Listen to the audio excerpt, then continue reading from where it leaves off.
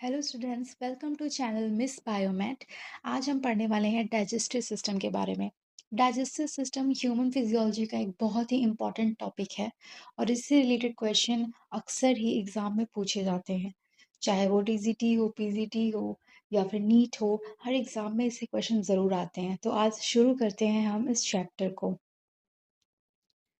हम लोग प्रैक्टिस करेंगे कुछ एमसीक्यूज विथ आंसर एक्सप्लेनेशन। तो पहला क्वेश्चन है, which of the following is produced by chief cell of gastric glands? Gastric glands हमारे स्टमक में पाई जाती है। उसमें ढेर सारी सेल्स पाई जाती हैं, जैसे कि चीफ सेल, ऑक्जेंटिक सेल।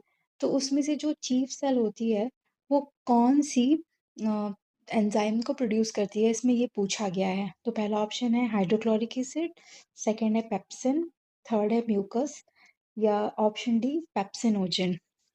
तो आपको करेक्ट आंसर बताना है। कमेंट कीजिए अगर आपको करेक्ट आंसर पता है। इसका जो करेक्ट आंसर है वो है अम, इसका जो करेक्ट आंसर है वो है पेप्सिनोजन। जो गैस्ट्रिक ग्लैंड की चीफ सेल होती है वो पेप्सिनोजन प्रोड्यूस करती है। पेप्सिन पेप्सिन तो एक्टिवेट होके हो जाता है। पहले ये इनएक्टिव फॉर्म में प्रोड्यूस होता है पेप्सिनोजन। उसके बाद हाइड्रोक्लोरिक एसिड के प्रेजेंस में ये एक्टिव हो जाता है, यानी कि पेप्सिन में कन्वर्ट हो जाता है और तब ये वर्क करता है। इसके बारे में कुछ जान लेते हैं। गैस्ट्रिक ग्लैंड हमारे स्टमक में, ये स्टमक आपको छोटी सी इमेज दिख रही होगी, हमारे स्टमक की वॉल पे पाई जाती हैं। ये गैस्ट्रिक ग्लैंड्स हमारे स्टमक के 4 वॉल्स होती हैं, इफ़ यू नो। पूरी गैस्ट्रो इंटेस्टाइनल ट्रैक्ट जो है उसकी 4 वॉल्स होती हैं, सेरोसा, मस्कुलरिस, सब म्यूकोसा और म्यूकोसा। तो यहाँ पे मैंने आपको गैस्ट्रिक ग्लैंड की पिक्चर दिखाने की कोशिश की है, जिसमें कि आप देख सकते हो कि इसमें जो है आपको ऑक्जेंटिक सेल मिलेंगे, यहाँ पे आपको चीफ सेल मिलेंगे जो कि पेप्सिनोजन प्रोड्यूस करते हैं, और भी कई टाइप के सेल यहाँ पे पाए जाते हैं।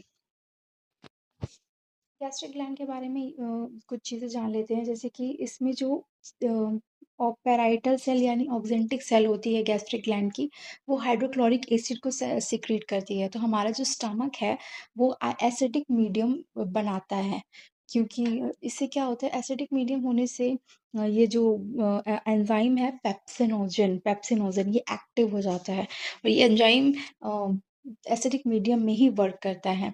इसके अलावा जो दूसरी सेल है चीफ सेल, ये प्रोड्यूस करती है पेप्सिनोजन, जो कि एक इनएक्टिव फॉर्म में प्रोड्यूस होता है, जिसका काम है प्रोटीन को डाइजेस्ट करना। उसके बाद है म्यूकस नेक सेल, ये प्रोड्यूस करती हैं म्यूकस। फिर जी सेल होती हैं, जी जी सेल जो है वो गैस्ट्रिन हार्मोन रिलीज करती हैं। गैस्ट्रिन हार्मोन का फंक्शन है एसिड को सिक्रेट करना, मतलब एसिड सिक्रेशन को स्टिमुलेट करना, यानी जब गैस्ट्रिन हार्मोन आएगा तो एसिड सिक्रेशन बढ़ जाता है। हमारा क्वेश्चन हमसे पूछ रहा था कि चीफ सेल क्या प्रोड्यूस करती हैं, तो अब आप बता सकते हो कि चीफ सेल क्या प्रोड्यूस करती है। पेप्सिनोजन प्रोड्यूस करती है, जो कि इनएक्टिव फॉर्म में होता है। और याद रखिएगा, जो हाइड्रोक्लोरिक एसिड है वो चीफ सेल नहीं प्रोड्यूस करती, वो प्रोड्यूस करती हैं ऑक्जेंटिक सेल या पेराइटल सेल। नेक्स्ट क्वेश्चन है, which nerve carry satiety signal from stomach to brain? यानी कि जब हमें भूख लगती है या हम जब भूखे होते हैं या हमारा जब पेट भरा होता है, तो कौन सी नर्व है जो स्टमक से यानी पेट से दिमाग तक ये सिग्नल देती है? तो 4 ऑप्शन है, optic nerve, vagus nerve, radial nerve या सियाटिक नर्व। तो यहाँ पे आपको, if you know correct answer then comment, otherwise मैं तो आपको बताऊंगी कि करेक्ट आंसर क्या है। इसका जो करेक्ट आंसर है, इसका करेक्ट आंसर है वेगस नर्व। वेगस नर्व ऐसी नर्व है जो कि हमारे पेट से ब्रेन को सिग्नल देती है कि हमें अब भूख लगी है, या वो ये भी सिग्नल देती है कि अब हमें नहीं खाना चाहिए, हमारा पेट भर गया है। जब हमारा पेट खाली होता है तो वो ब्रेन को सिग्नल देता है कि मतलब कि भूख लगी है, तो हमें भूख लगती है और फिर हम खाने के लिए जाते हैं। और अगर हमारा पेट फुली भरा रहता है तो ये तब भी ये सिग्नल देता है कि अब तुम्हें अभी खाना नहीं खाना चाहिए और अभी तुम्हें डाइजेशन और आराम करने की ज़रूरत है। यहाँ पे मैं आपको वेगस नर्व को एक्सप्लेन करती हूँ थोड़ा पिक्चर की मदद से। ये वेगस नर्व आपको दिख रही होगी ब्रेन से लेकर, ये यहाँ देखिए डिफरेंट ऑर्गन को, लंग्स में भी गई है, हार्ट में भी गई है, स्टमक में भी गई है। तो वेगस नर्व हमारी ब्रेन से पूरी बॉडी में ट्रैवल करती है। और वेगस नर्व जो कि 10th क्रेनियल नर्व है, ये लार्जेस्ट नर्व है बॉडी की, जो कि ऑटोनॉमिक नर्वस सिस्टम को कंट्रोल करती है। ऑटोनॉमिक नर्वस सिस्टम का पार्ट होती है, यानी कि जो इनवॉलेंट्री एक्शन होते हैं उसको ये कंट्रोल करने में हेल्प करती है। डाइजेस्टिव सिक्रेशन का जो रेगुलेशन होता है हम उसके बारे में थोड़ा जान लेते हैं। हाइपोथैलेमिक सेंटर जो हमारे ब्रेन में होता है, हाइपोथैलेमिक सेंटर और हार्मोन से हमारा डाइजेस्टिव सिस्टम कंट्रोल होता है। डाइजेस्टिव सिक्रेशन यानी कि हमारा ब्रेन हमें कंट्रोल करता है कि कब जो है हमारी जो पाचन रस की जो डाइजेस्टिव सिक्रेशन है वो कब निकलेगा और कब नहीं निकलेगा। तो एक हार्मोन है ग्रेलिन हार्मोन।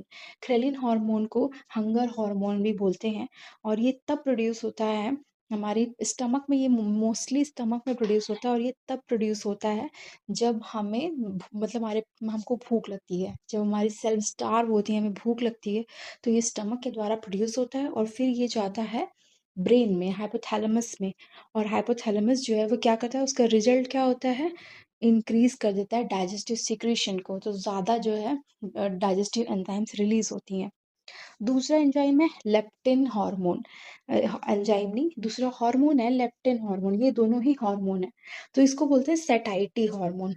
तो ये इसके ये दोनों एक दूसरे के अपोजिट हैं, कि ग्रेलिन तब आता है जब हमें भूख लगती है, और लेप्टिन तब हार्मोन तब आता है जब हमारा पेट फुल्ली भर जाता है।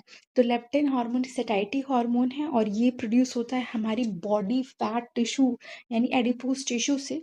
और ये हमारी, जब हमारा पेट फुल रहता है, हमारी बॉडी में खाने की ज़रूरत नहीं होती, तो हमारी adipose tissue leptin hormone produce करती हैं, और ये हमारी ब्रेन को मैसेज देती है कि पेट भरा हुआ है। तो ब्रेन जो है डाइजेस्टिव सिक्रेशन को कम कर देता है। इससे रिलेटेड क्वेश्चन अभी पीजीटी 2022 की जो एग्ज़ाम 2026 में हुई है, इससे रिलेटेड क्वेश्चन एग्ज़ाम में आया था। तो इस टॉपिक को आप अच्छे से लर्न कर लीजिएगा कि किस तरह से इनका कंट्रोल होता है। ग्रेलिन और लेप्टिन हार्मोन का हमारे ब्रेन के साथ किस तरह ये कॉन्टैक्ट करते हैं। अगला क्वेश्चन है, the D cell and the D2F cell of pancreas respectively secrete. तो ये जो डी सेल हैं और D2F सेल है हमारे पेनक्रियाज में होती हैं, ये क्या सीक्रेट करती हैं। ये क्वेश्चन भी यूपीटीसीटी 2021 में पूछा जा चुका है, और बहुत ही इम्पॉर्टेंट क्वेश्चन है ये।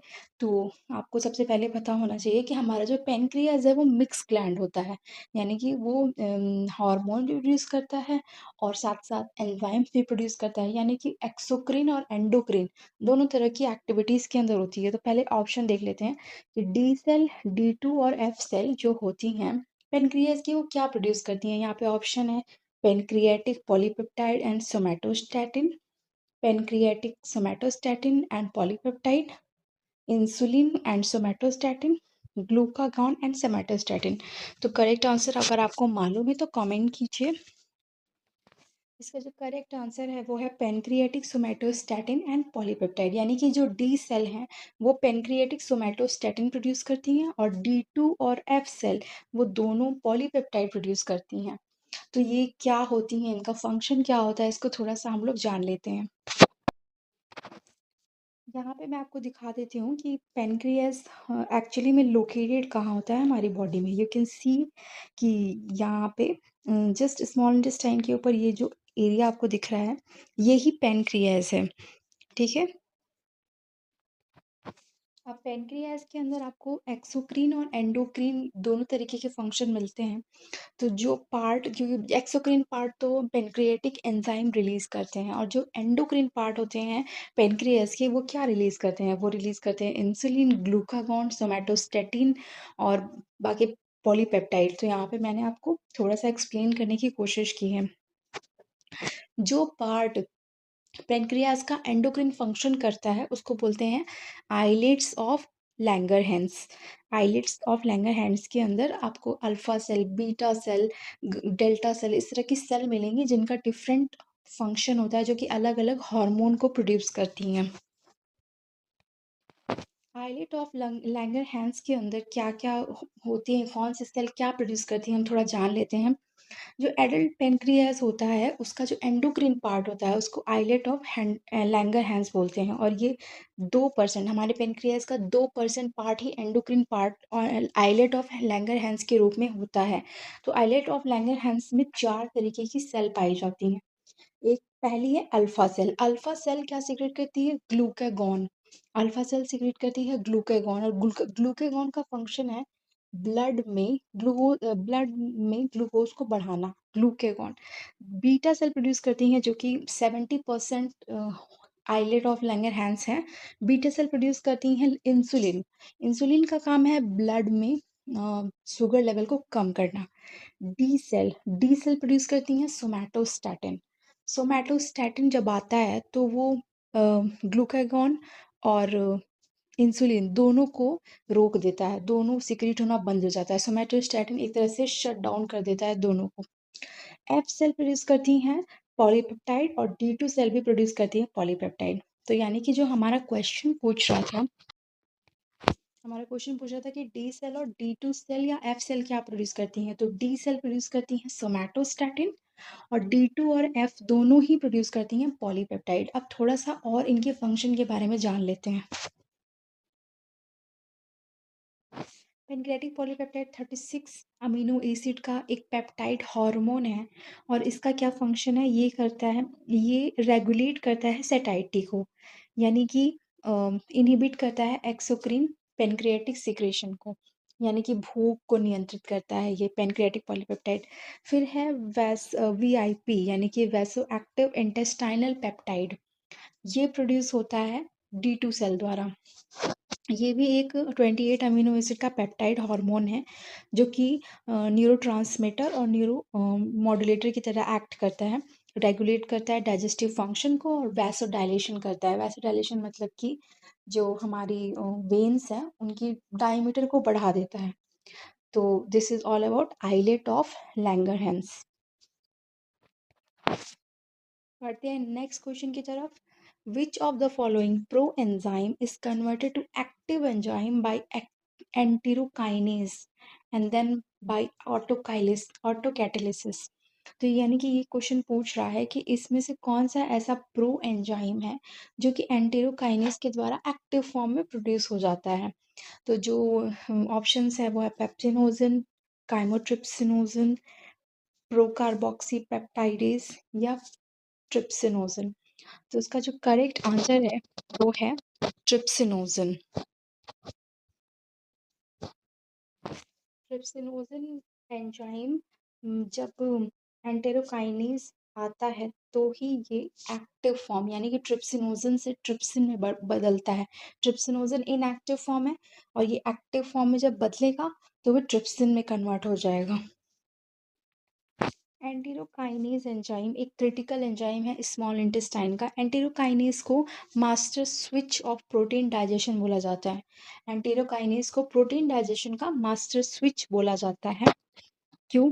ये कहाँ से सीक्रेट होता है, आपको पहले पूछेगा। तो ये सीक्रेट होता है by duodenum of small intestine, enterokinase. तो जब एंटेरोकाइनेज आता है तो ये क्या करता है, ट्रिप्सिनोजन को ट्रिप्सिन में कन्वर्ट कर देता है, और जब वो ट्रिप्सिन में कन्वर्ट हुआ तो फिर वो एक्टिव हो गया, और जो ट्रिप्सिन का काम है वो सब्सिक्वेंटली अदर एंजाइम को एक्टिव करता है। फॉर एग्जांपल जैसे कार्बोक्सी पेप्टाइडेज को ट्रिप्सिन अब एक्टिवेट कर देगा। तो ये एक चेन की तरह स्टार्ट हो जाता है, और प्रोटीन डाइजेशन की सारे एंजाइम धीरे धीरे एक्टिव होने लगते हैं। हम अपना वीडियो यहीं ख़त्म करते हैं। This is all about digestive enzyme. हमने ये सारी चीज़ें थोड़ी बहुत क्वेश्चन डिस्कस किए, इंपॉर्टेंट क्वेश्चन। अगर आपको हमारा सेशन अच्छा लगा तो लाइक कीजिए और सब्सक्राइब कीजिए। अगर इस तरह की मोर आपको वीडियोस चाहिए तो कमेंट कीजिए, हम जिस भी टॉपिक पे आप बोलेंगे हम उस टॉपिक पे वीडियो बना के आपको प्रोवाइड करेंगे। Thank you.